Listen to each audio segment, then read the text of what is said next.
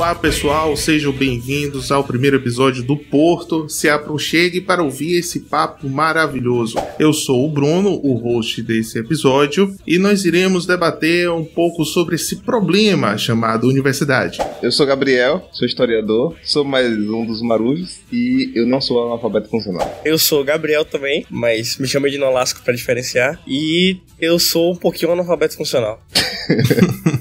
Muito bem, hoje nós iremos falar um pouco, trazer um pouco da nossa experiência e também um embasamento sobre essa questão das universidades brasileiras. Nós temos certa experiência, nós estamos dentro das universidades enquanto estudantes. Então, nós temos uma percepção direta dessa realidade. Vai ser um episódio de tema livre, aqui apenas para apresentar a nossa proposta. Escuta essa bagaça aí, vamos ver o que vai dar. É isso aí.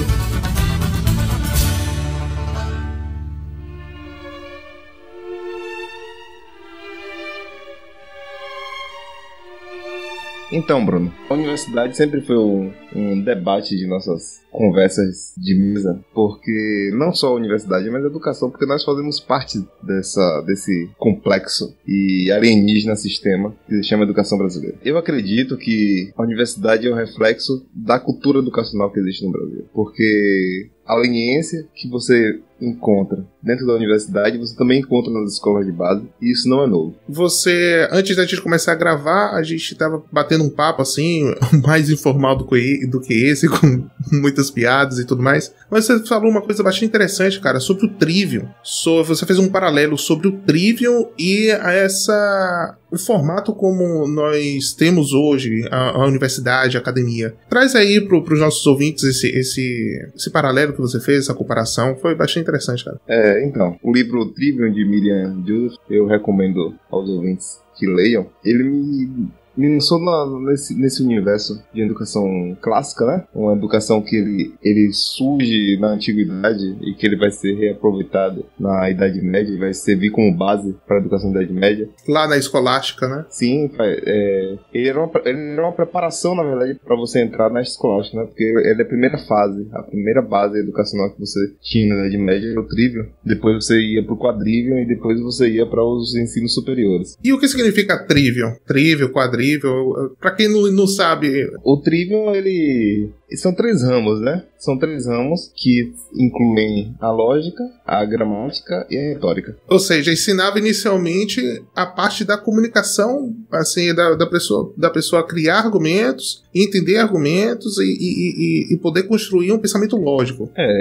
A criança, quando ele tem contato com esse tipo de educação, ele tem primeiro contato com a lógica, ou seja, ele começa a entender a dialética do universo, que é os opostos que estão em choque em constante, tanto pelo dia como pela noite, como pelo frio, como pelo calor, com a fome, a saciez, e ele vai expandindo esse repertório dele até chegar nas próprias dialéticas socráticas, né, do que se é bom morrer porque eu não posso me matar. Então, a criança já vai ter acesso à lógica, que é o raciocínio. Sim. De como se lidar com o mundo. Ele já vai ter acesso à gramática, onde a língua dele vai ser trabalhada, vai ser construída dentro do seu imaginário. Vai ter esse tipo de domínio. E a retórica, que é a capacidade de se comunicar. É até interessante, como a gente estava conversando mais cedo, e eu recomendo a leitura do artigo na revista UERJ, As Origens Gregas da Hermenêutica e da Alegoria, do professor Brandt Buca, que o culto a Hermes, ele tem uma lógica, já que que a gente sempre tem aquele imaginário das culturas antigas, né? Que o culto é uma suruba. Eu falei errado. O culto é um bacanal. Uma orgia, né? É uma orgia e uma festividade com sacrifício. Só que o culto a Hermes, ele tem um sentido social. Porque Hermes é aquele que está entre os dois comunicadores. Aquele que está se comunicando, aquele que está ouvindo. Ou seja, ele é a passagem da interpretação. Inclusive, ele é a passagem para a interpretação de outras línguas. Do próprio conceito lógico, né? Quando o Sócrates ele vai fazer as dialéticas dele de se é errado ou se não é errado. Ele necessita dessa lógica de Hermes para que o ouvinte dele entenda o que ele está falando e interprete o que ele está falando. Entendi. Mas o que me chamou mais atenção, Bruno, é que a Miriam Joseph, apesar dela vir apresentar as lógicas do Trivium, né, como a educação clássica ela funcionava, ela já mostra de que na Idade Média a educação ela muda de sentido, que não é mais o cultivo da intelectualidade. Ah não? Passou a ser o quê? Passou a ser uma doutrinação ideológica, formação de identidade e tudo mais. Eu acho interessante, ainda antes da gente seguir adiante aqui com o papo, apontar para essa questão que você falou, né, do Trivium, que traz toda essa questão linguística, do desenvolvimento linguístico e gramatical e tudo mais, porque a gente tem que se lembrar, né, que toda a lógica, toda a forma como a vida é observada, todo o horizonte que uma pessoa tem é meio que construído a partir desses 3 pilares, né? Então é um ponto interessante pra gente trazer paralelo, inclusive, com o que a gente vai trazer mais na frente, que é a universidade como ela é hoje em dia, que isso se perdeu completamente. Hoje, se você não for um cara que vai trabalhar com a linguística diretamente, você não precisa ter essa base que, na verdade, é necessária para você construir qualquer pensamento em qualquer área de conhecimento, né? Sim. Agora, para ficar um pouquinho claro, o Hermes, na mitologia, e de acordo ali com o filme Hércules da Disney, é o deus do mensageiro, não é? É o cara que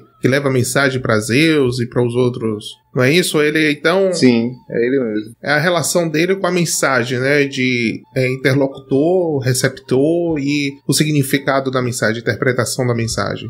A cidade de Corinto era um entreposto comercial marítimo, né? E o deus da cidade era Hermes, porque o Hermes, ele é esse deus urbano. Então, o comerciante precisa do quê? Da retórica. O comerciante, ele se comunica para alcançar os objetivos dele. E do mesmo jeito, Hermes também é o deus dos ladrões e dos músicos. Isso, tem isso também. Pô, cara, agora você me quebrou, porque eu já ia falar. Então quer dizer que tem sentido o nome do nosso podcast. Aí você falou que é o deus do ladrão. Eu falei, pô, não pode. Não, a gente não vai estar associado com esse tipo de contraventores, não.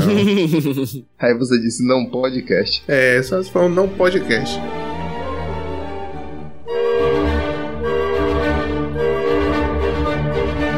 Então, assim, quando você tava falando ali sobre as crianças, cara, o ensinamento da criança com o Trivium, né? A forma da própria língua, né? A estrutura da gramática e tudo mais. Quando você fala criança, você tá dizendo o quê? Os pivetinhos de 5, 6 anos? Era a partir de quantos anos que era a educação clássica? Eu acho que começar de pivetinho mesmo. De pivetinho mesmo, né? E hoje os pivetes ali no ensino fundamental, aqui no Brasilzão, no interior... É criança mesmo. Não, no interior nem tanto, cara, mas eu acredito que isso acontece mais no ambiente urbano, né? Toda a desvirtuação, digamos assim, do que se ensina em sala de aula. A gente já leu muitas matérias, já viu muitas reportagens e literatura baseada nisso, daqueles que se contrapõem, né, ao método utilizado hoje para o ensinamento básico, que está mudando, que agora com o novo governo, eles estão com uma nova proposta, mas que por muito tempo permaneceu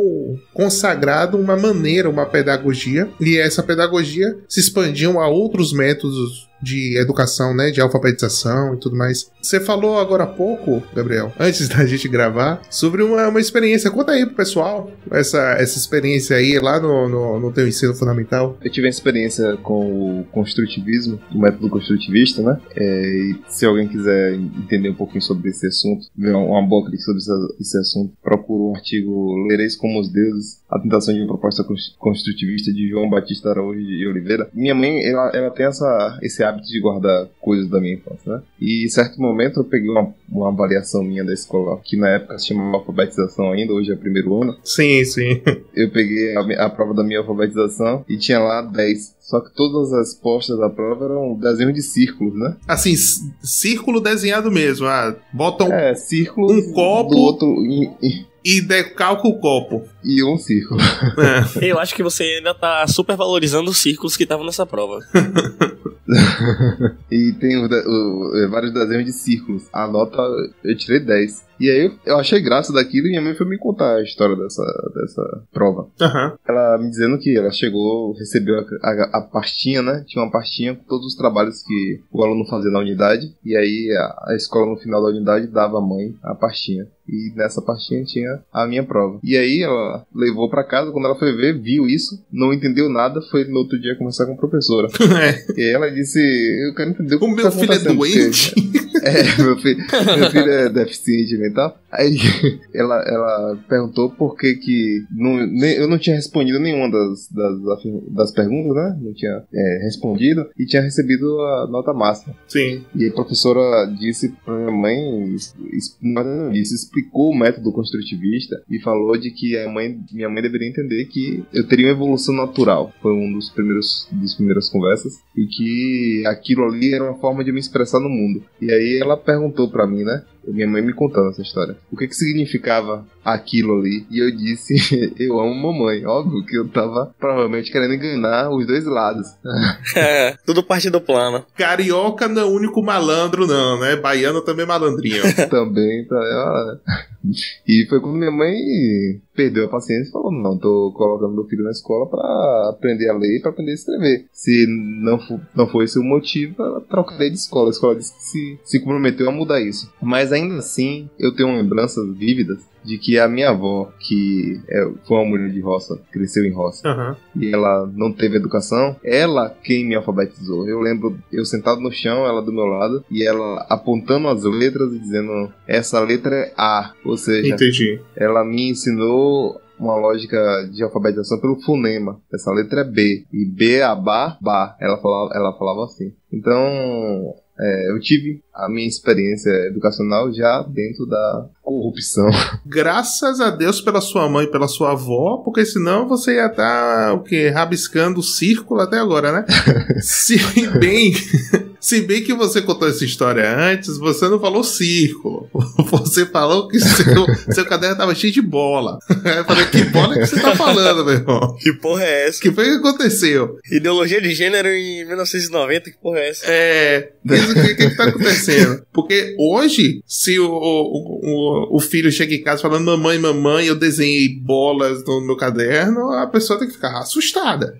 Pois é. No mínimo, ela tem que ficar, o que tá acontecendo nessa escola? O mais engraçado, sabe o que é? Que isso demonstra como acontece uma mudança na educação, porque o método clássico, a criança ela recebe todas as ferramentas necessárias para interpretação de mundo e para desenvolvimento intelectual. Ou seja, é uma cultura, né? É uma cultura que ensina como lidar com a cultura. Sim. Enquanto que a gente pegando o método construtivista, é como se fosse simplesmente aprender por osmose. Um dia o menino vai acordar com 5 anos de idade e ele vai descobrir que ele sabe ler e sabe escrever. Então, a tendência é você chegar aos 80 anos e ter 5 PhDs como Lula, né?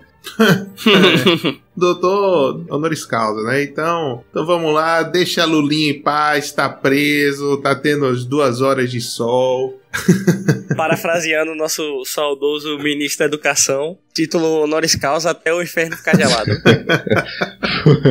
Inclusive, uma colocação que se alinha com a outra que eu fiz anteriormente, porque eu tava aqui dando uma olhada, o quadrívio, né? Ele traz aritmética, geometria, astronomia e música. E isso também se alinha perfeitamente com o que você acabou de falar, né? A questão que vai dando todas as ferramentas para que você compreenda o mundo. Porque você nos falou que começa com trivium, depois viria o quadrívio e tudo mais, e é exatamente aquilo que eu tava falando, porque se você pegar hoje, por exemplo, um matemático, um cara que trabalha, um engenheiro, ele não precisa ter pra você trabalhar hoje e ganhar dinheiro, inclusive, fazer muito dinheiro, você não precisa ter toda essa base que um cara que foi educado pelo método clássico tem. É por isso que hoje a gente não tem nenhum Dante da vida, não tem nenhum gênio desses que escreve naquela maestria, né? A minha proposta, meu irmão, de quando eu tiver filho, é ensinamento clássico, é paideia, tá entendendo? Hoje a gente vai estudar isso, de tarde a gente vai lutar,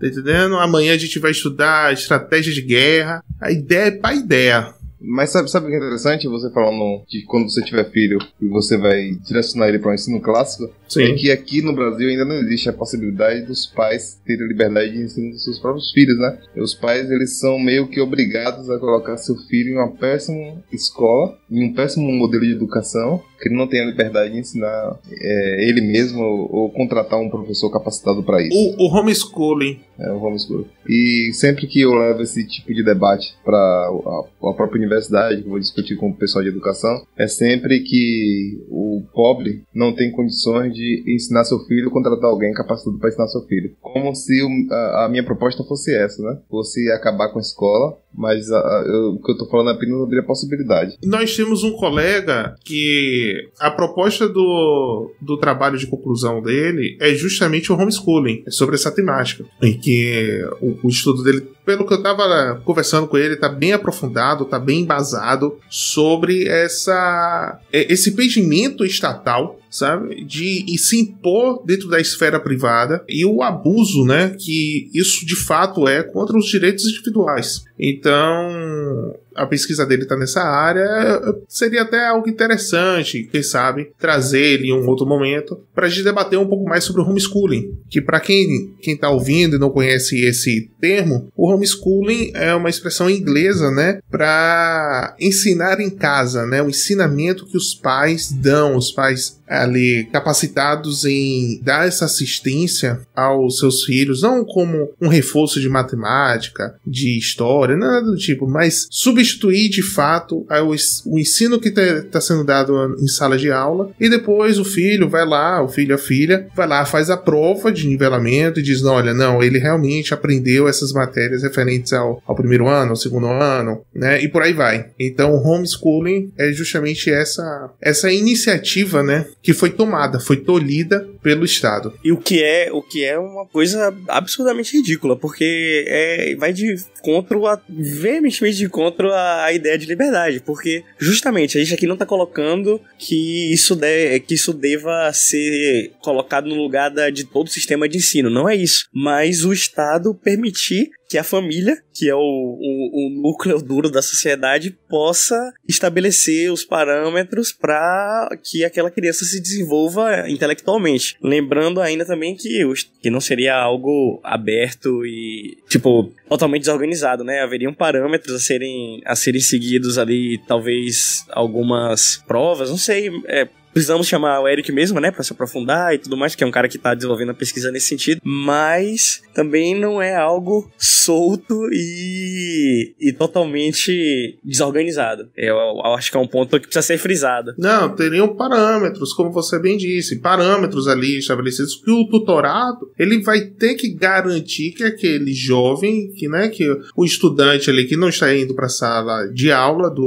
seja na esfera privada ou pública, que aquele jovem ali, ele não vai ficar em déficit comparado com os outros, né, para não prejudicar exatamente a criança, o adolescente que tá ali, né, por mero capricho do pai, não vai levar, que isso aí é outra questão. Estamos falando sobre tutorado em casa, né, acho que é tutorado que chama, não sei, mas o homeschooling, né. Mas diga lá, Gabriel, você lembra de alguma coisa, você falou aí do seu ensino fundamental e no ensino médio, cara, no ensino médio que acontece as coisas. Eu passei o ensino médio todo querendo sair da escola e não podia porque porque os pais são uma merda. Os pais não deixam, né? E justamente isso que o João Batista de Araújo, né? Você tem um sistema que não deu certo e que nos países europeus, nos Estados Unidos, esse sistema, depois de 20 anos, ele foi visto em déficit, né, da educação, que é o sistema construtivista. Sim. E aí o que eles fazem? Eles começam a reverter o processo, porque eles veem que não está dando. Inclusive ele traz dados aqui de que até mesmo a Suíça ficou com nota baixíssima nas provas de linguagem. A Suíça tão aclamada pela não. Exatamente. Se a gente colocar vamos virar Suíça, vamos fechar escola, vamos abrir escolas e fechar prisões, porque a Suíça tá fazendo isso. Entendi. Mas a Suíça pelo menos reconheceu o erro do sistema e se modificou, né? Ele se reconstruiu. Só que aqui no Brasil, as pessoas, aproveitando a onda de perceber o sistema como falha e querer demonstrar isso, começou a expor e todas as academias ficaram em silêncio.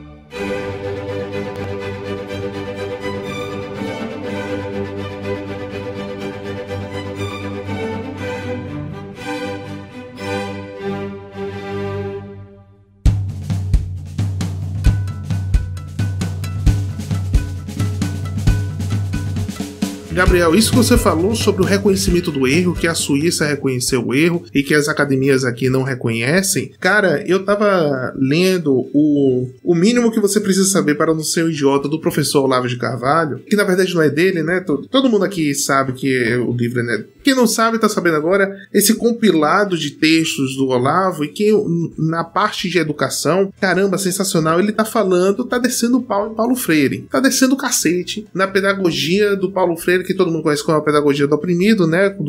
Da obra homônima, a pedagogia do oprimido, e ele trata aqui de estudiosos da esquerda, lá internacional, né? Pessoas da parte da educação, né? Da pesquisa educacional e tudo mais, e que depois de um tempo esses de esquerda lá fora foram lendo sobre a obra de Paulo Freire, foi entendendo, como você falou, né? Depois de 20 anos, depois de 10, 20 anos, o que o cara, putz, grila, o que foi que é isso que eu tava falando, né? Que eu tava defendendo. E que um deles fala uma coisa sensacional que linka em perfeição isso que você acabou de falar. Foi o Bruce, ou Boston, o nome do cara, com a obra Paulo Freire, lá de Stanley, né? Uma publicação da Universidade de Syracuse. Tem aqui no livro do Olavo um excerto dessa obra dele, em que ele tece a crítica a Paulo Freire. Eu peço perdão aos ouvintes, não tem como parafrasear e sem perder o nexo, né? Sem perder o nexo. Olha só, ele diz assim: algumas pessoas que trabalharam com Freire estão começando a compreender que os métodos dele tornam possível ser crítico a respeito de tudo, menos desses métodos mesmo. Ou seja, esse construtivismo, essa forma progressista de se fazer educação, essa experiência de laboratório humano, tá entendendo? Já vamos ver o que acontece, vamos fazer assim, vamos ver o que vai dar ali na frente, tá entendendo? Não vai ser a responsabilidade da gente, vai acontecer daqui a 30, 50 anos, aí a gente vai estar morto, já vai estar velho, foda-se. Então assim, os caras criam uma pedagogia para se fazer a crítica de tudo, cria-se um pensamento ali na base educacional para criar críticos, revolucionários críticos. Tudo que a gente escuta falando sobre você tem que ter uma posição crítica quanto crítico. Isso, é um senso crítico, e crítico isso, crítico daquilo. Até mesmo os críticos de cinema são tratados como especialistas, doutores que vão curar o câncer. As pessoas escutam os especialistas, os críticos da sociedade, e o cara tá falando aqui, a única coisa que eles não criticam é o método que os tornaram tão críticos assim. Então assim, é um linkou perfeito, cara, com o que tu tava falando aí. O que linka também com o que a gente tava falando sobre aquela questão do homeschooling e do tolimento da liberdade individual, porque quando você pensa que primeiro você proíbe que o âmbito privado estabeleça os parâmetros ali de desenvolvimento intelectual da criança, e aí depois disso você implementa um sistema como esse e que se protege, que é um círculo que vai se fechando ali e que impede, que dificulta cada vez mais que saia desse círculo de qualquer forma possível. Se torna um ciclo vicioso. O professor Olavo de Carvalho, ele foi no podcast, eu até recomendo os nossos ouvintes a ouvir o podcast, caso ainda não tenha escutado, lá com o Simulacro Cast, o pessoal, uma entrevista primorosa que tiveram com o professor Olavo de Carvalho, e ele traz o conceito da dialética negativa, que surge ali na escola de Frankfurt, a dialética negativa, que é nada menos do que uma estratégia de você não precisar afirmar nada, porque no momento que você afirma algo, que você diz assim, não, isso é aquilo, eu preciso defender de fato que isso é aquilo. Quando eu coloco em negativa, eu só estou criticando. Eu só passo a criticar os outros. Eu me coloco acima de todos, porque eu estou além daquele sistema. Eu estou além daquela realidade. Então eu passo a ver a realidade de forma crítica, critico a tudo, e ninguém tem como me atingir. Então fica esses críticos da dialética negativa, ficam acima de tudo, só apontando o dedo, falando, tá errado, não é assim, não é assado. E fica no ciclo vicioso que eles não conseguem perceber e criticar a si mesmo, né? Não há a possibilidade da autocrítica e de um provável arrependimento de, putz, tô fazendo merda. Porque eles vão acabar tendo que descer do pedestal da inerrabilidade deles, né? Sim, eventualmente. E pensando isso dentro da universidade, o que é muito verdade, eu nunca vi um professor dizer que errou. Quando você questiona ele sobre uma coisa, às vezes não é nem com a intenção de sujar a imagem dele como um ser moralmente e intelectualmente perfeito, mas às vezes é uma dúvida de uma fala dele que às vezes não se encaixou muito bem no contexto. Ele não admite o erro, não admite a possibilidade de ele não saber. Ele vai utilizar de subterfúgios para que o errado seja você, por trazer aquela ideia. Eu já tive essas experiências de... Não é dizendo que eu não erro, pelo contrário. Eu cometo muitos erros. Mas de sofrer algum tipo de ação da parte do professor por conta de algum tipo de comentário, né? Onde a conversa ela é mudada de assunto, o professor cansa você com um discurso de 30, 20 minutos de uma coisa que, no final das contas, não responde aquilo que você perguntou. É sempre, eu acho que o que você está querendo perguntar eu não sei se vocês já tiveram essa experiência, mas eu já escutei muito isso. Ah, sim. Acho que o que você está querendo perguntar não é o que eu perguntei A. Eu não perguntei eu acho que você está querendo perguntar B, entendeu? Eu chamo isso de complexo do tribunal trabalhista. Nas audiências trabalhistas, cara, o juiz ali, ele que pergunta, né? Eu não, né? Mas o advogado, ele vai lá, ele vai perguntar alguma coisa para digamos, o funcionário. O juiz, ele reestrutura a pergunta pro cara. Eu não pergunto diretamente, tá entendendo? Isso aí no seu braço, isso aquilo. Não tenho como fazer esse tipo de pressão psicológica. Eu não, né? O advogado, toda hora eu tô me colocando na posição de advogado. Deus me livre de ser advogado trabalhista. Mas assim, o advogado ali não tem essa ação, né? De fazer a pergunta. É a mesma coisa, por isso que eu digo complexo de tribunal trabalhista, porque é a mesma coisa o cara dentro da sala de aula, o professor, escuta e, claro, ele vai tentar, às vezes a gente não tá conseguindo ser claro, e ele vai tentar ajudar. Não, é assim, é assado. Outra coisa é eu perguntar sobre X e o cara me responder sobre Y, tá entendendo? Eu perguntar ao professor, isso, sei lá, sobre um determinado artigo, esse artigo diz sobre isso, então como é possível fazer uma interpretação diferenciada, né? Aí o cara vai uma viagem, não, eu tô entendendo o que você tá querendo dizer, vai uma viagem, meu irmão, vai pra outro lugar, começa a falar de tribunal internacional, de não sei o que, quando na verdade a discussão ali era do caso concreto, e ele vai pro geral e ele começa a florear e aí devagar e tudo mais. E no meu caso aqui eu lido com ideias, né, apesar de minha área ser de história, não deveria ser ideia, deveria ser coisas concretas, mas eu tenho que lidar com ideias. Eu já tive a experiência de eu expor uma ideia que de certa forma coloca em xeque aquilo que foi afirmado, porque é uma pergunta que coloca em xeque, e o discurso ele se converte na destruição da minha pergunta e não na afirmação dela. Porque existe a possibilidade de você não entender a pergunta e você não conseguir responder. E existe a malícia de você destruir a pergunta para que a sua afirmação continue. Entendeu? Ah, sim, entendi. Você tira para escanteio o empecilho.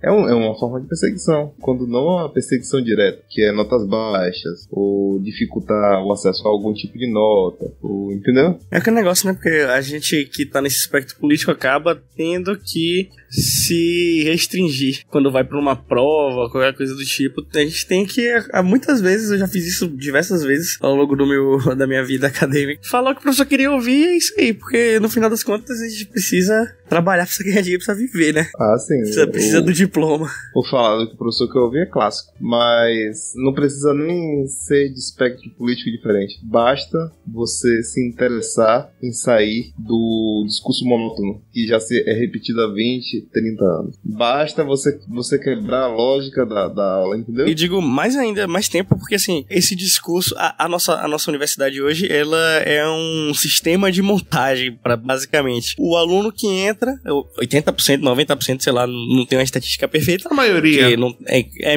Não dá pra medir, né? Mas a maioria, com toda certeza, vai sair repetindo as mesmas coisas que aquele professor falou. E assim, e ainda eu digo uma coisa, isso eu afirmo com quase certeza absoluta, novamente não tem estatística. Os que vão voltar pra produção acadêmica, eles com certeza ali, 100% daqueles caras, eles vão estar repetindo exatamente o que o professor falou, só que com algum floreio que vai levar a um estudo acadêmico diferente, mas que na verdade tá só reafirmando aquilo que já foi afirmado há 3 gerações de estudiosos atrás. É uma eterna repetição do fato. Exatamente. Do fato, né? Entre aspas. Vamos colocar aqui entre aspas ainda, fato. É repetição até que se torne verdade. Exato. É a indústria da produção acadêmica, né? Acaba se tornando uma indústria. Tem o dinheiro lá das bolsas e a pessoa se torna, de fato, um estudante profissional. Não, eu vou ficar aqui na academia produzindo artigos, produzindo textos e ganhando um dinheirinho que não é um dinheirinho ruim, é um dinheirinho bom. As bolsas, principalmente bolsa de mestrado, bolsa de doutorado, são um dinheirinho, a depender da área, né? São um pé de meia bem generoso pro cara falar sobre nada, tá entendendo? Pro cara não trazer, de fato, uma inovação dentro da universidade. A minha discussão é essa. A minha discussão em relação às pesquisas, ao âmbito universitário, é inibir o debate para que se crie atrito, porque é necessário sim ter atrito dentro da universidade, é o atrito das ideias, é o debate, é o debate. Ali a gente está guerreando sem utilizar nossos punhos, como teve turbas no ano passado, 2018, tomando de assalto os corredores das universidades por todo o Brasil, impedindo aqueles que querem, por exemplo, colocar um filme do Olavo de Carvalho, tá entendendo? Colocar o filme do Brasil Paralelo. Não pode. Não. Isso é inadmissível para o âmbito acadêmico. E é um reflexo. E eu digo que não é nem um reflexo, é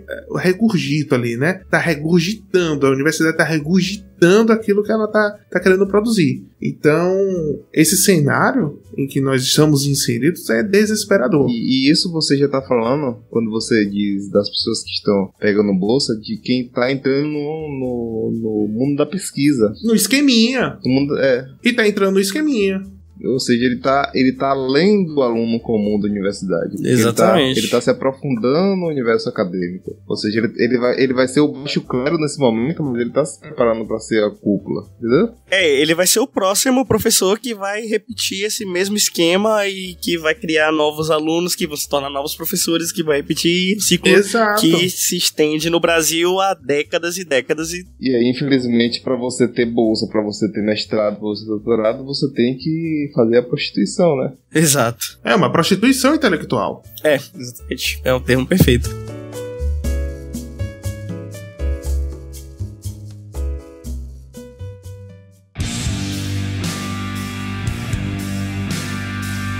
Agora eu gostaria de fazer colocar uns pequenos panos quentes aqui, mas bem pequenos mesmo, porque essa dominação ideológica tá em todos os âmbitos. Mas assim, a gente tem boas pesquisas em algumas áreas. Por exemplo, a pesquisa de medicina, na área de medicina ali da UFMA, por exemplo, ela é uma pesquisa sólida, ela trouxe um retorno válido para a sociedade. Saúde e exatas funcionam. Entretanto, mesmo essa pesquisa, ela tá contaminada por muita ideologia, e eu digo porque eu convivi por 2 anos com pessoas que estavam lá ali estudando medicina na faculdade de medicina da UFA, e eu via discutindo o tempo inteiro política aqui, como a gente tá conversando agora, como é isso. Mas ainda assim existe alguma produção. Agora, quando você vai pra área de humanas, a produção não passa dessa punheta ideológica que a gente tá falando aqui. É a repetição da repetição da repetição da repetição. E acabou. Não tem nada de inovador, não tem nenhum retorno válido pra sociedade. Muito pelo contrário, o retorno é extremamente danoso pra sociedade, como a gente tem visto, e é isso aí. Uma vez que eu perguntei pra um conhecido meu que faz medicina na UFBA, por que a pessoa tem que ter um estudo como sociologia da saúde, sabe? Qual a necessidade de você ter uma sociologia do direito dentro da universidade, né? Mas aí eu vou pro contraponto. Eles falam tanto, eu falo isso porque eu escuto, então é a minha realidade, a realidade de outra pode ser diferente. mas a minha realidade mostra pessoas falando tanto sobre esse evolucionismo da história, onde a história agora, ela já não é nem mais a história crítica, ela é a história pós-crítica. Como é isso, rapaz? Eu também não tô familiar com esse termo. Nos esclareça. É porque você vai ter a história clássica, que é pontos de referência nacionais e identitários voltados para grandes figuras ou grandes eventos. Aí você vai ter a história crítica, que ela tem base no marxismo, que ela vai ter o aspecto da luta de classes e vai ter a exposição das bases sociais. E aí você já vai ter agora a história pós-crítica, que já é o milênio, sabe? É o pós-moderno.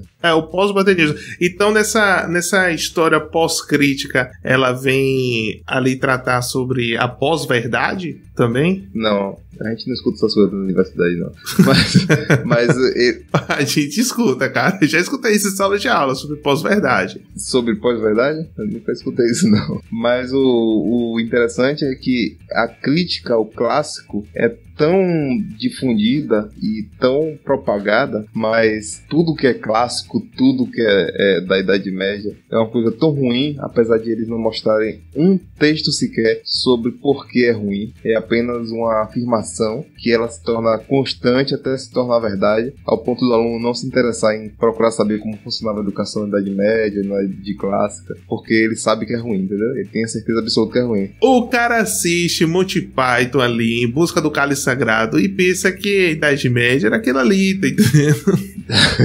Isso se assistir Monty Python. Isso, né? Se assistir e entender a piada ali. Você tá dando muito crédito pra esses caras, velho. Vou te falar. Não, mas aí eu entro no contraponto. Eu já comecei a fazer essa afirmação nas minhas explosões dentro da universidade, que é... Explosões não, que é isso? Você não é terrorista, meu irmão. Explosões emocionais. Eu quero ver se o professor critica o clássico, lê um livro de Tomás de Aquino e me entregar o resumo. Não, o cara tem uma embolia pulmonar na hora. Ele não vai conseguir respirar direito. Não vai, não. A lógica da universidade medieval é extremamente sofisticada. A questio disputata, que é você expõe o problema. A gente ainda tem isso, né? A gente tem que descobrir o problema, a gente tem que expor o problema. Depois que você expõe o problema, aí você vai começar a trazer pessoas que falam sobre o problema e você começa um diálogo com essas pessoas que têm um problema. Então você levanta os pontos desse indivíduo e você debate sobre os pontos do indivíduo, depois muda para o outro e vai fazendo isso. Sim. É um vai e vem até que você constrói sua própria conclusão. É um esforço intelectual ali, né? É um esforço intelectual absurdo. Ler Tomás de Aquino é complexo. É mais difícil do que ler a Ilíada. O cara fica desesperado, né? Fica desesperado com a linha de raciocínio do cara. Meu Deus, ele vai chegar aonde aqui? Como é que é isso? Sim, sim. E ele, de certa forma, você tem a exposição da ideia, né, do outro. E aí, outro exemplo, você vai pegar a disciplina de educação. O ensino jesuíta é extremamente batido como algo que foi ultrapassado. Mas até agora eu não vi uma linha sendo apresentada sobre como era o ensino jesuíta. Eu não sei como era o ensino jesuíta, apesar de saber que o ensino jesuíta era muito ruim. Correndo o risco de não conseguir patrocinador para esse episódio, talvez para os futuros. Ah, o ensino dos jesuítas era ruim, mas eu só vejo índio falando português aqui no Brasil, viu? É bem simples. Por que a gente não tem mais um Machado de Assis? Por que a gente não tem mais um... A nossa literatura é reflexo, né? A única discussão sobre Machado de Assis, se ele era negro, se ele era branco, e clarearam a foto no Photoshop pra dizer que... É o único debate que tem sobre Machado de Assis, é isso agora. E aí tem uma outra questão também, que aí também não quero entrar muito nesse tema, mas é relevante pra essa discussão da gente... Desembuche, da educação brasileira, que é a questão da ditadura militar, que depois da ditadura militar, a partir da ditadura militar, na realidade, perdeu-se completamente a produção de valor, pelo menos, porque até hoje, 30 anos depois do fim da ditadura militar, toda a nossa literatura brasileira é baseada, todo o imaginário da literatura brasileira é sobre a ditadura militar e sobre consequências da ditadura militar e sobre isso. E não é bem assim, sabe? A literatura, ela deveria representar de alguma forma o contexto que a gente tá vivendo, né? No mínimo. O mínimo que você se espera. E não é o que a gente vê, né? Que aí entra um pouco nisso que você tava falando. Dentro da ditadura militar, a gente vai ter expoentes intelectuais de altíssima qualidade. Um dos exemplos é Nelson Rodrigues, que mostra o cotidiano brasileiro, mas que são silenciados. Mas enquanto a educação clássica funcionava, a gente tava produzindo o Nelson Rodrigues, tava produzindo Machado de Assis, tava produzindo aquele escritor baiano. Como é que eu esqueci o nome do escritor baiano? Que isso? Caralho, que podcast é esse? Caralho, esqueci o nome dele também. Meu Deus. Meu Deus do céu, cara. Jorge Amado. Vocês estão de sacanagem comigo. Tava produzindo João Baldo Ribeiro, entendeu? Mas o que a gente tem hoje? Quem é que produz 20 livros hoje? Leonel Caldela. Isso aí é o novo escritor brasileiro.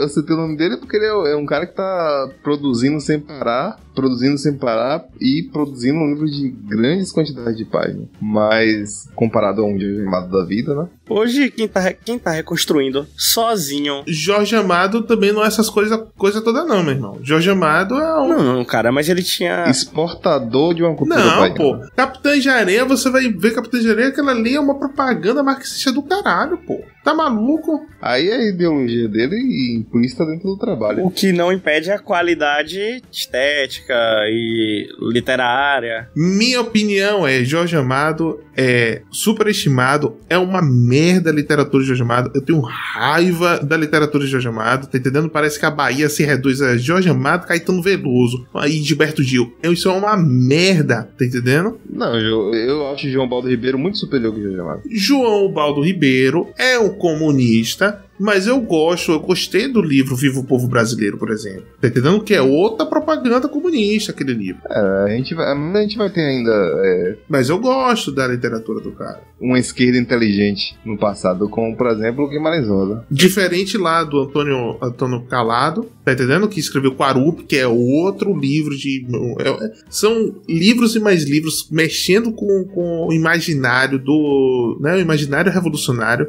Que coisa bela, que não sei o quê. Que o cara tenta fazer um crime do Padre Amaro no Brasil, tá entendendo? É uma loucura assim, sem pé nem cabeça. O cara vai pro Xingu. O livro é horrível de Antônio Calado. Horrível. Ainda bem que eu só comprei por 10 conto aquele livro. Eu acho que uma conclusão que a gente pode chegar aqui dessa pequena discussão que a gente teve agora é que, mesmo que houvesse ali uma qualidade estética ou literária fruto de uma educação clássica, é o começo do fim. Porque quando começa a se perpetuar a ideologia que no final das contas vai acabar levando a toda essa porcaria que é a nossa educação hoje em dia. O próprio professor Olavo, ele diz o seguinte: olha, você lê Graciliano Ramos, você lê José Lins do Rego lá, Fogo Morto, Menino de Engenho, e você lembra da história. Agora você não lembra quem era o presidente daquela época, tá entendendo? Você não faz a menor ideia quem é que tava na Câmara naquela época. Então, assim, a literatura, ela tem esse poder. Ela tem esse poder de propagar as ideias ali que são imersas no imaginário do autor e passa para os seus leitores. E aquilo ali se perpetua como se fosse algo que de fato sempre existiu no país, quando na verdade é toda uma engenharia, toda uma construção, toda uma revolução educacional para criar essa sensação, né? Essa ilusão de que, não, isso aqui que é a literatura nacional, isso aqui que é o pensamento nacional. E esse poder da literatura, ele tá muito claro, novamente trazendo aquela discussão que eu falei da ditadura, quando você percebe que ao longo de muitos anos, algo que está sendo quebrado agora por Olavo e pelos seus alunos, é aquela ideia do revolucionário comunista herói, né? Que ele é o cara que tava ali para garantir a democracia das pessoas,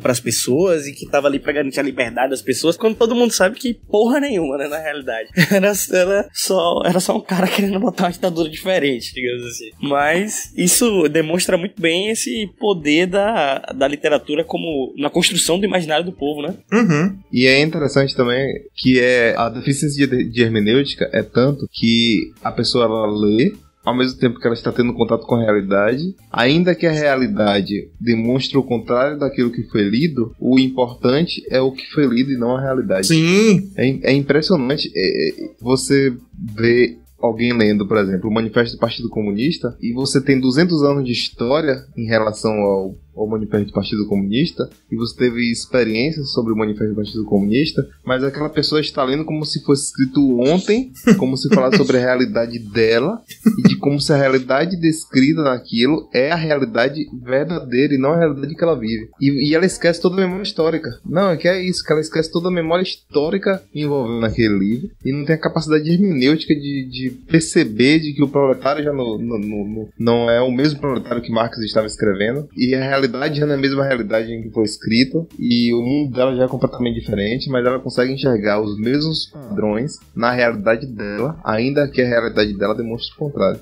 O que é interessante também salientar é que, mesmo que tivesse sido escrito agora, nesse momento, se você é um cara que tá um pouco mais preocupado com toda essa discussão e tudo mais, você nota que é uma peça de propaganda, que tem toda uma questão ali política de tentativa mesmo de ganhar mais poder, e é possível... De convencimento. De convencimento.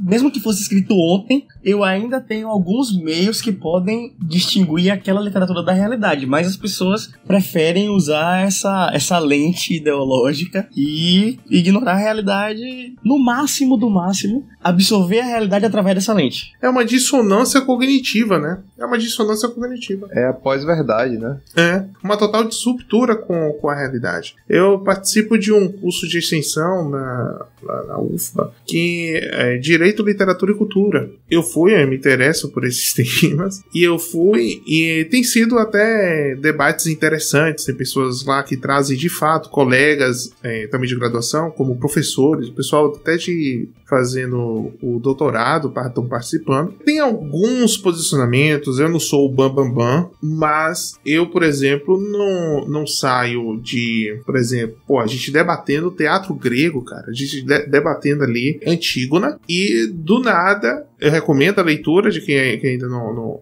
leu essa peça grega. Muito bom mesmo. Né? E toda a trilogia, né? É muito boa. E lá, ao falar de Creonte, ao invés de... tô no curso de Direito, vamos falar aí sobre a lei ali estatal contra o jus natural, né? Vamos falar sobre esse conflito entre o costume de um povo e uma revolução jurídica, né? O rei chegar e falar, não vai fazer mais isso, apesar de ter sido feito há centenas de anos, digamos, né? Há tanto tempo atrás. É um conflito... Que é um conflito... Muito atual, que é o conflito, de fato, do direito, né? Até que ponto o direito pode ir e qual é o objetivo do direito? Não. As pessoas começaram a debater sobre o patriarcado e o machismo do rei Creonte para com a sua sobrinha Antígona. Eu falei, pelo amor de Deus, gente. Vai pra puta que te pariu, viu? Na moral. Eu não tô saindo mais cedo do trabalho pra poder chegar lá e ficar debatendo sobre machismo. Isso eu faço no Twitter se eu seguir, sei lá, o Quebrando o Tabu, tá entendendo? Durante o trabalho. No meu horário de almoço, tá entendendo? Porque eu sou um empregado exemplar. Então, assim... o caso todo é, gente, há lugares e lugares. Há observações e observações a serem feitas. Não é porque você tá aqui com a palavra, não, vou falar sobre isso, que eu vou discutir sobre aquilo que dói meu coração. Não, a gente vai discutir sobre esse tema proposto, né? O tema é discutir Antígona, é o conflito dentro de Antígona. Aí os caras já começam a fazer uma extrapolação, e não é por eles apenas, não, porque eu li um livro junto com Antígona. Eu li um livro de apoio que foi uma tese de doutorado. O nome é Teatro Grego, Tragédia e Comédia. Agora esqueci o nome do autor, eu posso colocar na observação do podcast. O cara, ele tava falando sobre o patriarcado, né? Sobre o poder do pai, o poder da mãe, a representação da mãe como a natureza, como a própria terra, e que não sei o que. Então o cara já começa com essa... Imagem de Gaia, talvez? Não é bem Gaia, porque Gaia é mais indo lá pro lado oriental, se eu não me engano. Mas essa pegada, né, de que a terra, ela é mãe porque ela gera a vida. Nasce as árvores, nasce os frutos, tá entendendo? E dos frutos vem todo o ciclo, né, a cadeia alimentar. Então é a própria terra, né, e depois o corpo volta à terra. Então, é o útero, né, tanto nisso quanto no fim, por aí. Então o cara começa a fazer esse tipo de elucubração, começa a caminhar por essa linha de raciocínio, e a galera vai. Então começa a falar de machismo, começa a falar sobre a opressão do patriarcado, começa a falar sobre sociedade capitalista. Pô, sociedade capitalista na Grécia Antiga, porra. Você tá maluco? Isso desvirtua completamente a discussão que deveria estar sendo gerada ali naquele âmbito, né? Que afinal de contas é uma faculdade de direito, é um grupo de estudos de uma faculdade de direito. Cara... Leitura semiótica do documento. É uma loucura, assim, tá entendendo? Eu, às vezes, dentro lá do curso, eu vou puxando, tipo assim, legal você ter falado isso, vamos pra cá, tá entendendo? Porque o professor é um bom, ele é de esquerda também, mas é um bom professor. É um professor que, na aula, ele falou o seguinte: olha, todo mundo tem direito a opiniões diversas, opiniões diferentes, e aqui a universidade é um ambiente para ter as discussões. Eu falei, porra, um cara de esquerda lúcido. É um renovo, né? Tipo assim, porra, um cara de direita, não, um cara de esquerda lúcido. É um cara que quer debater ideias. Você tá falando isso e eu escutei de uma doutora que ela citou a Odisseia e tratou Ulisses Odisseu como o macho que sai de casa e a mulher é obrigada a ficar cuidando do lar. Ele pode sair pelo mundo, pode quase morrer. Tutorial de como fazer a interpretação mais pobre possível de uma obra, tá ligado? Não, é uma doutora em história, cara. O homem pode sair pelo mundo comendo quem quiser, fazendo o que quiser, e a mulher é relegada ao interior da casa, do conservadorismo, esperando pelo marido. Só que, cara, hermeneuticamente isso é um absurdo. A não ser que seja através da leitura da semiótica, né? O que importa é como você lê, não como diz o documento. Sim. E historicamente é totalmente congruente. Perde todo o propósito do livro, que não é esse, né? Que se fala sobre os 400 anos de silêncio da Grécia. Pois é, rapaz. Eu não li, então. Então... fica aí a dica de leitura para a semana seguinte, a Odisseia. Um livro pequeno, rapaz. Os 3 dias o cara mata. Mata e morre. Ensinem versos brancos aos seus filhos.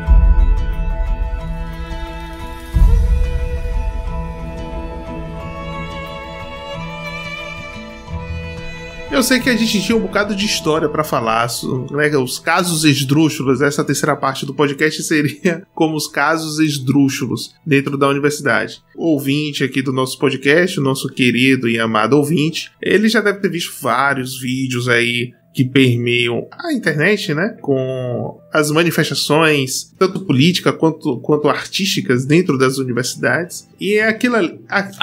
Aquilo ali é verdade. Aquilo ali é real mesmo. E não é algo pontual, não, meu irmão. Não é, não. Aquilo ali acontece dentro de sala de aula. Tá entendendo? Aquilo acontece, você tá assistindo uma aula, tá concentrado, o professor tá fluindo, tá todo mundo interessado. Porra, que massa, não, eu vou conseguir entender esse assunto. Do nada... alguém bate na porta. Professor, eu posso fazer um comunicado? Aí o professor fica de mãos atadas, porque se ele fala não, aí começa toda uma perseguição do professor. Porque eu ouvi, por exemplo, de uma colega, falando de um professor de constitucional, essa colega diz o seguinte pra mim: eu tô querendo não dar nome aos bois, mas essa colega eu nem lembro o nome dela mesmo. Ela falou o seguinte: esse professor, ele é legal, mas lá no outro campus de Ondina, porque eu sou do BI, que é o bacharelado interdisciplinar, pra quem não conhece. Que é a pior merda merda que já aconteceu na Universidade Brasileira. Queria salientar.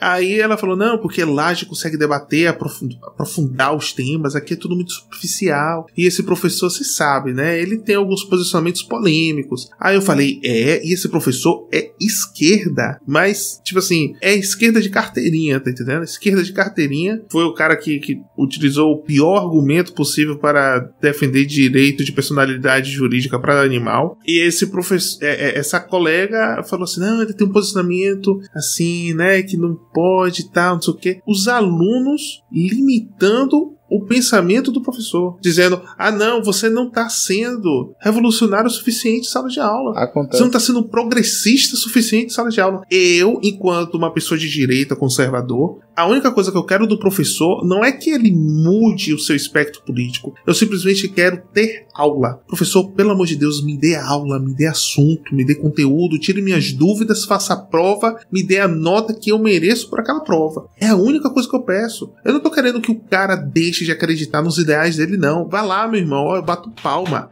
Vá lá, isso aí, show de bola.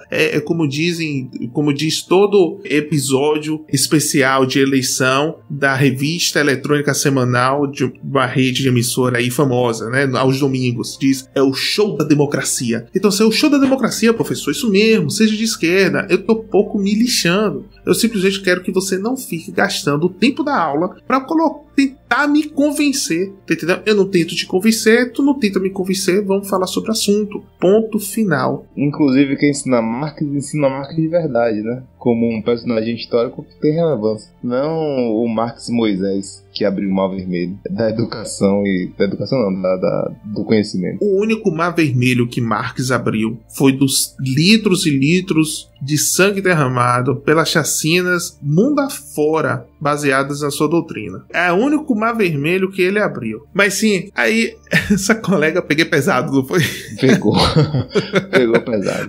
Mas é verdade. Pô. Pegou pesado, mas é verdade, exatamente. É verdade, pô. Eu já tô cansado de ouvir mentira dentro de sala de aula, eu não vou ficar falando mentira aqui no podcast. Quem não acredita em mim, problema.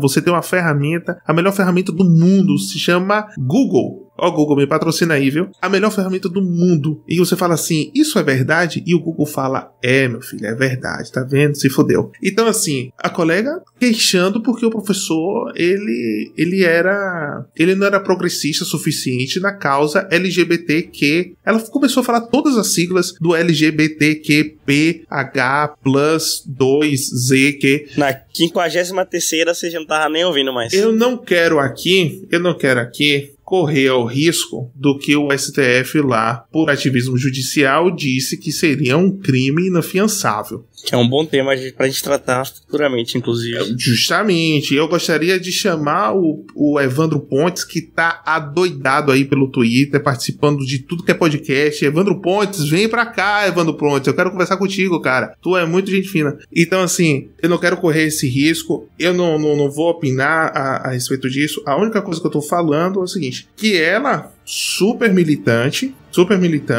dos direitos desse grupo em específico, ela exigindo que o professor tivesse o posicionamento igual dela. E ela tava me confidenciando isso e eu tava fazendo de João sem braço, tipo, poxa, é mesmo? E ela pensando que eu era super de esquerda, eu falei, pô, não acredito, o cara é assim, porra, não sei o que, né? E por dentro eu tava dando risada. Pra você ver a noiada, essa disruptura da realidade dos caras, pô. O professor, ele eu não sei porquê, eu digo que eu confesso, eu tava distraído na sala de aula dele, porque ele tava esquerdando lá. Eu falei, o meu cérebro já desliga e volta quando ele entra em stand-by, e só volta quando ele começa a falar de uma coisa diferente daquilo que ele tá falando. E foi justamente aí que eu vi ele falar sobre os direitos dos animais, personalidade jurídica para animal e personalidade jurídica para robô.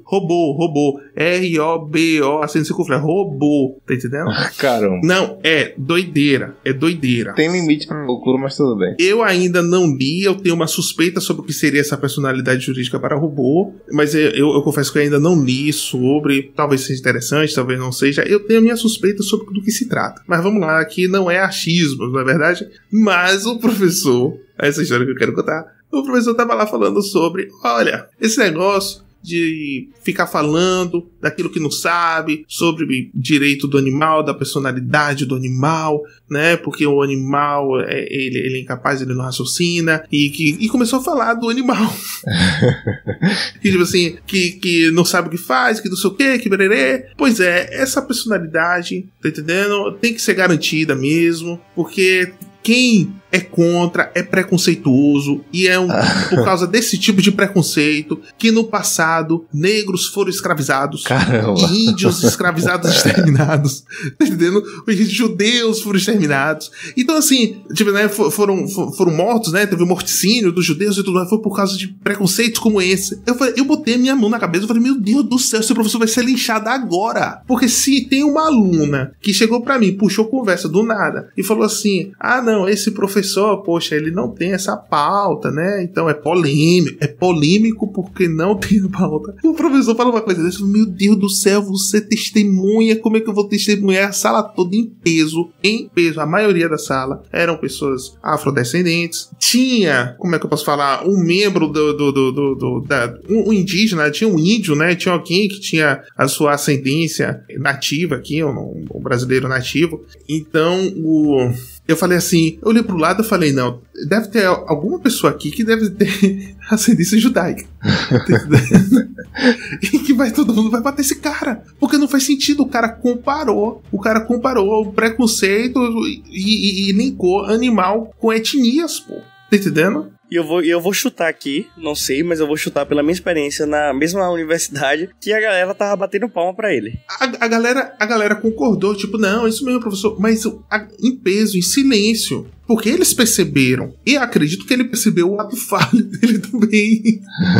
Mas tipo assim, eu tava por dentro, esse é o pior argumento que você pode utilizar pra defender cachorro, mesmo.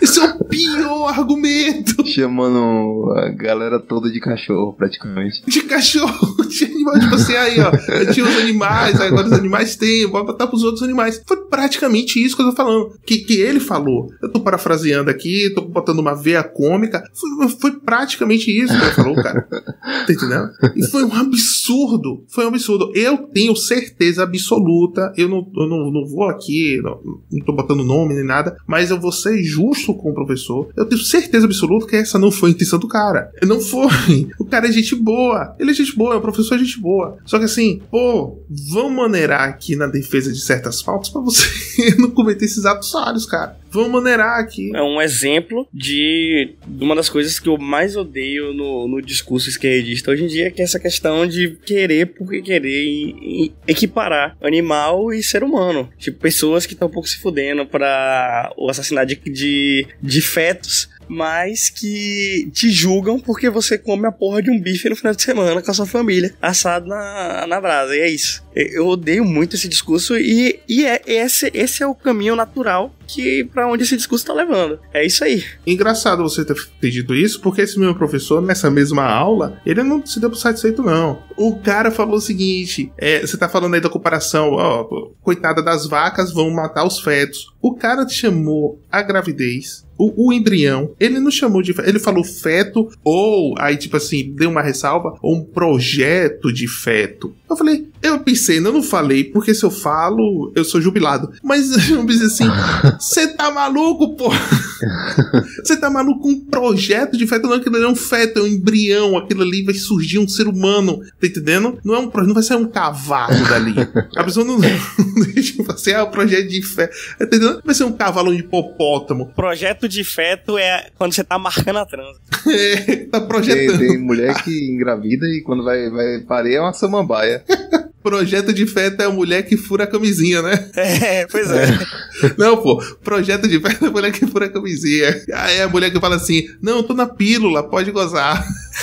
Exatamente. Não, eu uso o DIU, tá tranquilo. Pois é. Projeto de feto é quando a mulher segue a tabelinha. Pois é.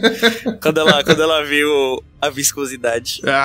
Poxa. Mas eu garanto, eu aposto, cara, que se uma mulher engravidar, vai sair um filho. Eu aposto. Quem quiser eu também apostar comigo. Eu aposto todo o meu dinheiro que ali, a gestação completa, vai sair uma pessoa.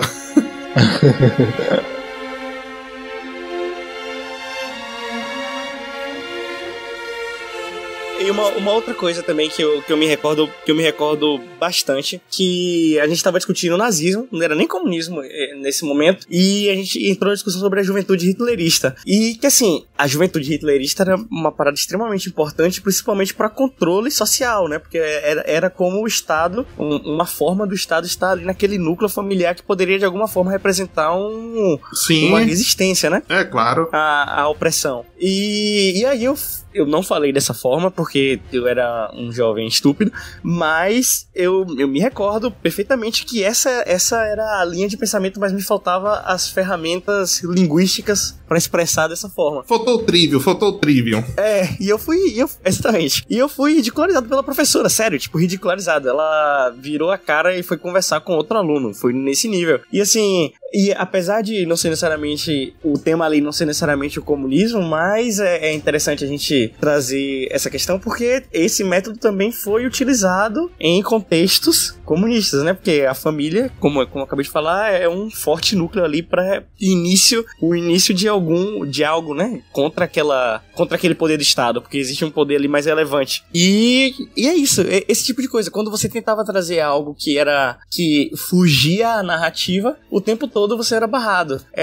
As histórias que a gente escuta o tempo inteiro. Se você é um cara de direita que segue Instagrams ou Twitters de direita, você vai ver milhares e milhares de histórias dessa, mas esse é o padrão da educação brasileira, né? Sem contar também uma outra história com outra professora na universidade já, que inclusive essa professora era muito parecida com essa professora que eu tive no ensino médio, tanto em postura quanto visualmente. É um negócio impressionante. Isso.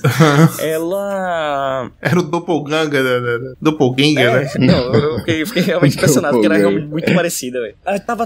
Estavam rolando muitas manifestações na época, não me recordo agora exatamente qual era a motivação. E aí a professora lá, dando o seu discurso na aula, aquele negócio que você falou, né? Me dá porra do assunto. Não me convence de nada, eu não quero ser convencido, só quero que você me dê o assunto pra fazer minha prova e ganhar meu ponto e sair daqui. Ela comigo, tentando convencer a turma, falando lá no seu discurso sobre como era engraçado que quando havia manifestações da direita, nada era destruído, mas quando qualquer coisa da esquerda, não. Oh, por que será? Que com certeza tinha gente infiltrada.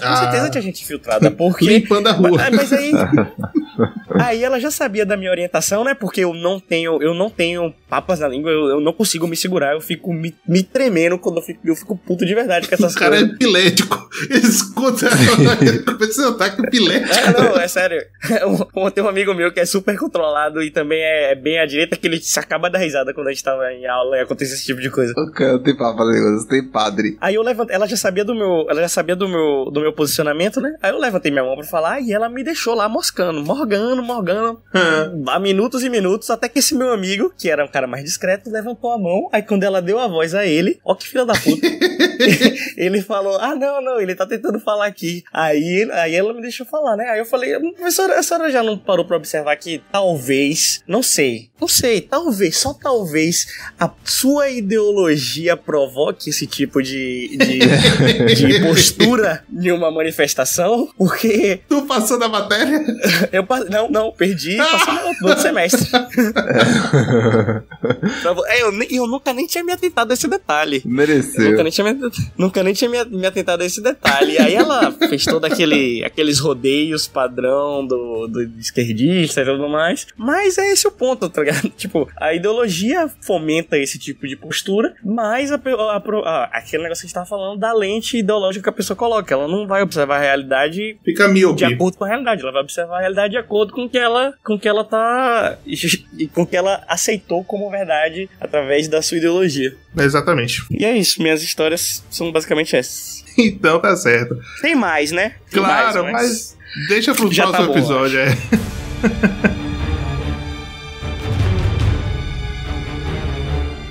Então é isso, nós ficamos por aqui. Esse foi um bate-papo muito interessante. Nós trouxemos alguns embasamentos, né? Não foi uma coisa muito solta, só reclamando. Mas a intenção é essa, é trazer um assunto problemático, né? Trazer uma problemática, a gente vai discorrer um pouco sobre isso e depois trazer os casos concretos, a nossa experiência, a nossa percepção. Porque é isso que faz o pensamento da direita. Não é só o embasamento epistemológico, né? E sim o contato com a realidade, é fazer ali a prova dos 9. Isso que eu tô pensando, de fato ocorre no mundo físico, né, digamos assim, ocorre realmente aqui, não só no físico, que a gente não é materialista, mas assim, ocorre aqui no caso concreto mesmo. Então, nós ficamos por aqui. Então me sigam lá no meu Twitter, o @Nuno_Marques, não é Marques de Karl Marx, pelo amor de Deus, é o Nuno_MARQS.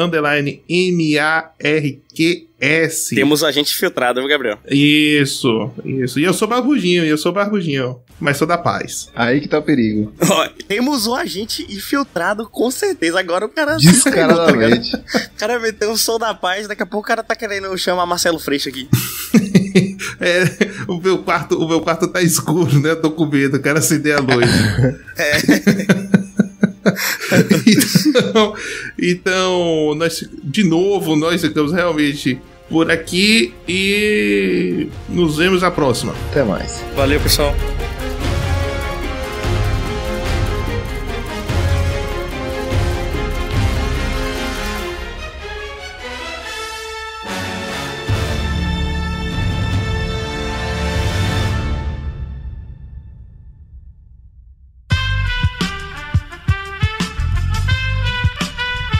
Este podcast foi editado por Aerolitos Edição Inteligente.